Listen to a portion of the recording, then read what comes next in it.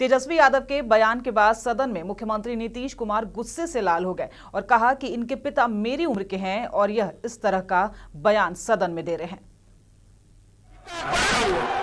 इसके पिता को किसने बनवाया था? लोकदल में विधायक दल का नेता, ये पता है? इसको डिप्टी चीफ मिनिस्टर किसने बनाया था? और जब इस पर आरोप आया, हमने कहा एक्सप्लेन करो। जब एक्सप्लेन नहीं किया तब हमने छोड़ दिया।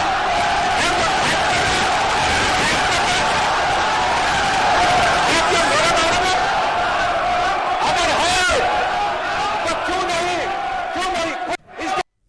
वहीं बिहार विधानसभा के सत्र के आखिरी दिन सत्र में काफी हंगामा देखने को मिला। क्या कुछ कहा तेजस्वी यादव ने, आप भी सुनिए। के दौरान बड़े हैं, हम सम्मान करते हैं। हमारे माता पिता ने संस्कार दिया है कि बड़ों की सम्मान करनी चाहिए। और महोदय, अब शांति बनाए रखे, सुना, गंभीरता से सुना।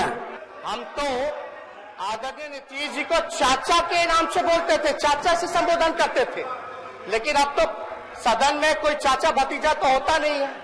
आप कह रहे थे मुख्यमंत्री जी कि लड़की पर भरोसा नहीं था तो लड़कों की चाहत के लिए लड़की पैदा करते रहे। शायद आपको मुख्यमंत्री जी ये जानकारी नहीं होगा, 2 लड़कों के बाद भी मेरी एक नेता प्रतिपक्ष, आप आसन की ओर देख के बोले, आसन की ओर। एक मिनट, आसन की ओर, नेता प्रतिपक्ष आसन की ओर देख के बोले। हमारी एक छोटी बहन है। अब शांति बनाए रखें। हम ये भी कहना चाहते हैं कि आपके तो एक बेटे हैं, मुख्यमंत्री जी के एक बेटे हैं, और है कि नहीं ये तो वही बताएंगे। लेकिन एक बात हम इतना जरूर कह सकते हैं कि लोग तो ये भी कहते रहे हैं, प्रतिपक्ष अपनी जिम्मेदारी को समझता है, संयमित भाषा का ही उपयोग करने वाला बढ़ जाए। नेता प्रतिपक्ष जिम्मेदारी को समझता है। आपसे आग्रह माननीय खराब लोग है, बेईमान है, चोर है, सब बेईमान है, सुन नहीं सकते, पोल फूट रहा है। तो अध्यक्ष महोदय, महागठबंधन को 1 करोड़ शांति बनाना, नेता से सुना बढ़ जाए। 1 करोड़ 56 लाख महागठबंधन को वोट मिले। एनडीए को मात्र 12,270 वोटों का अंतर एनडीए और महागठबंधन का रहा, और 12,000 के वोटों के अंतर में 16 सीट ये एक्स्ट्रा जीत गए। और ये 12,270 का अंतर तब रहा जब एक एक कॉन्स्टिट्यूएंसी से 3-3 हजार बैलेट पेपर रद्द किए गए। तो आप अंदाजा लगा सकते हैं कि एक एक कॉन्स्टिट्यूएंसी में मिनिमम 500 तो कई जगह 3,000, 4,000 संख्या में बैलेट पेपर रद्द किए गए। लोग है, बेईमान है, चोर है, सब। वहीं बिहार विधानमंडल सत्र के आखिरी दिन विपक्षी पार्टियां सत्र शुरू होने के पहले ही परिसर में नारेबाजी करने लगे। आरजेडी के विधायकों के हाथ में जो पोस्टर है उसमें कमल का फूल है। देखिए क्या है पूरा मामला।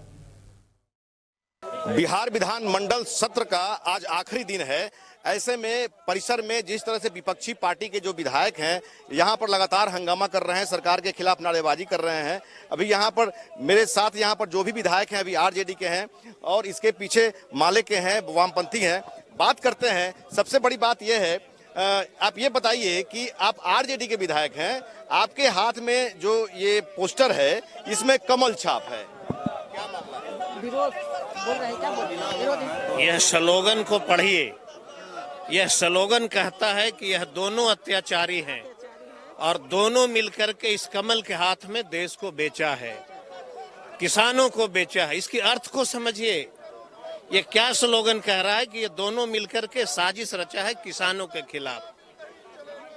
तो ये इनका कहना है कि ये कमल का जो फूल है, छाप है, इसके अगल बगल में जो भी लोग हैं या जो स्लोगन है उसको इंडिकेट करके ये बताया गया है कि ये लोग देश को लूट रहे हैं। आप ये बताइए कि आपके हाथ में जो कैलेंडर है इसमें कमल का फूल छाप है। कमल के फूल को नीतीश जी उठा रहे हैं।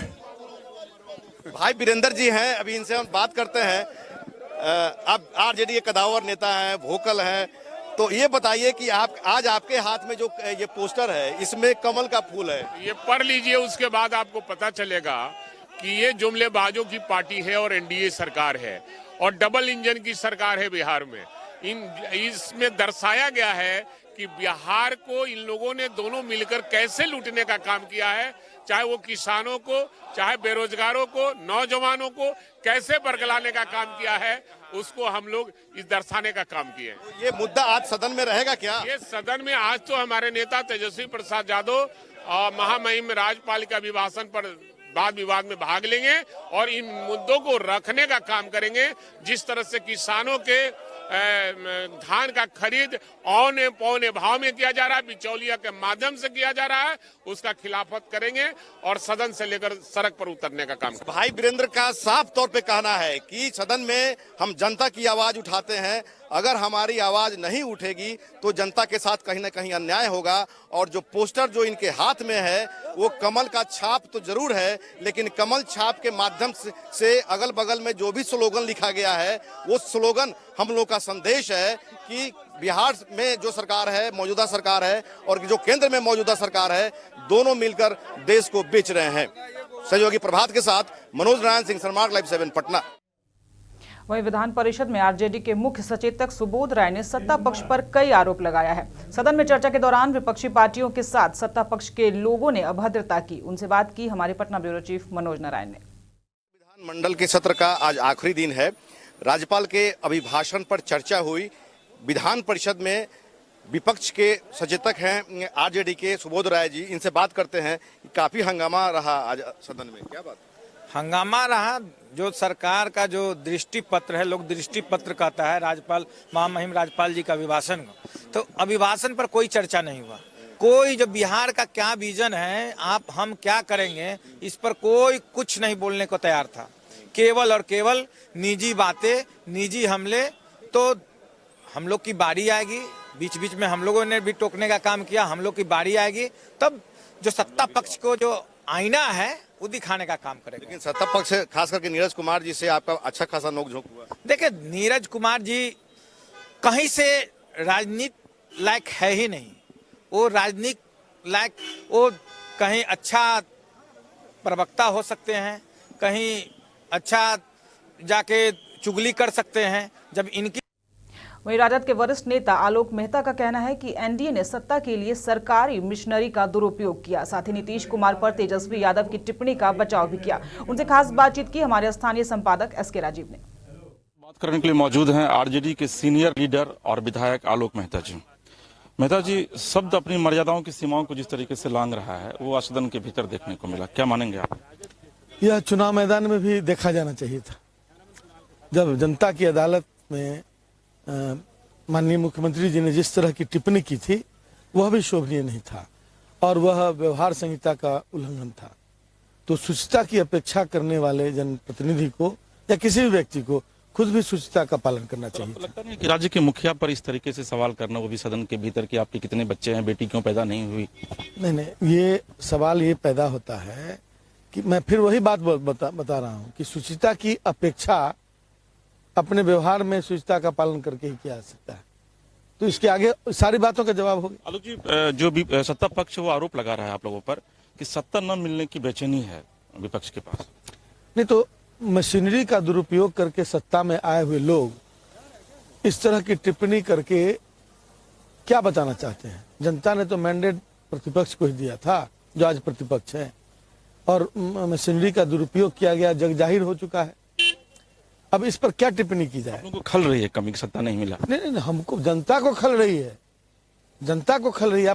आप जनता से वक्तव्य लीजिए ना, तो आपको पता चलेगा कि लोग क्या चाहते थे। चलिए, आलोक जी हैं, आरजेडी के बड़े नेता हैं, और आलोक जी का ये कहना है कि जनता को इस बात की कमी खल रही है, न कि विपक्ष को इस बात की कमी खल रही है, और यही वजह है कि विपक्ष जो है लगातार सरकार पर हमलावर आने वाले दिनों में भी रहेगा।